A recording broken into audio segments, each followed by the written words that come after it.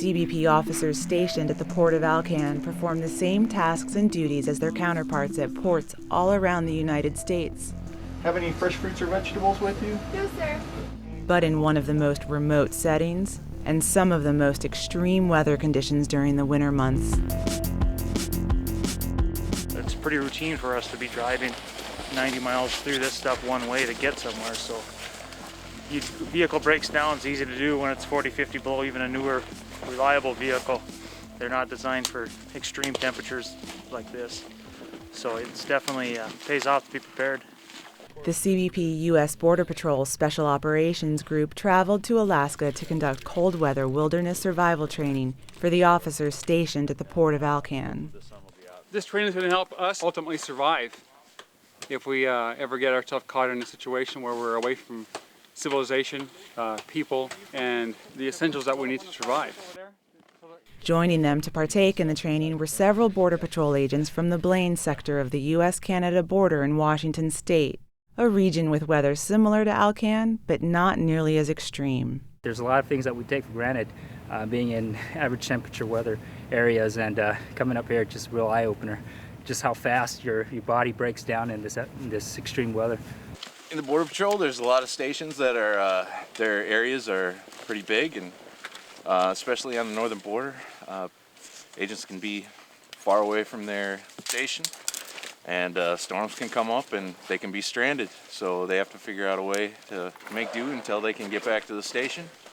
Both groups were taught skills needed for survival in extremely cold conditions. This is a winter survival course, so they're building an emergency shelter as if they were stranded out here for days.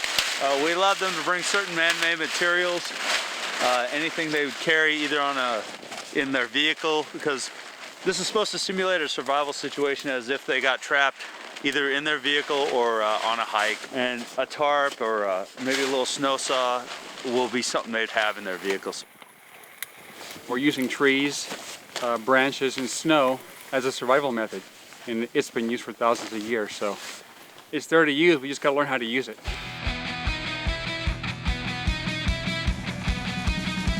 The ultimate goal is to survive. Even the officers who have been living and working at Alcan for some time know that the extended exposure will be challenging. We do a lot of snow machining and a lot of outdoor activity out here, but we go in at dark time. Being out overnight is a completely different game. You're training in the environment, training in the cold. You're dealing with your hands being cold. You're dealing with frost on your face, around your eyelids and everything like that. So you're having to dress for it, you're having to work in it. Try not to overexert yourself, try to stay hydrated, try to keep the food in there. When you get cold, your body burns a lot of energy. So to stay warm, you gotta keep eating, keep getting those carbohydrates and fats in. In addition to shelter building, the training included fire building, procuring clean drinking water, and setting animal traps. Try to form a loop about that big. You'll tie the opposite end around a secure anchor like a small tree branch or a small base of a tree, and then when your query goes through, its base going to go around, hopefully around its neck and cinch down tight.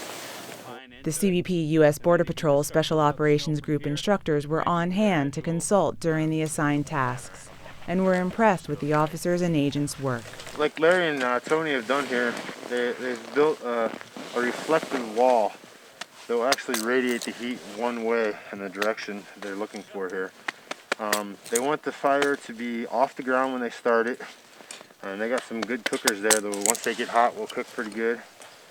And they want to keep it away from the reflecting wall, just so that it doesn't catch on fire itself. And they got good snow backing for that, and then it'll get hot and it'll turn into ice eventually, and it'll be really solid for them.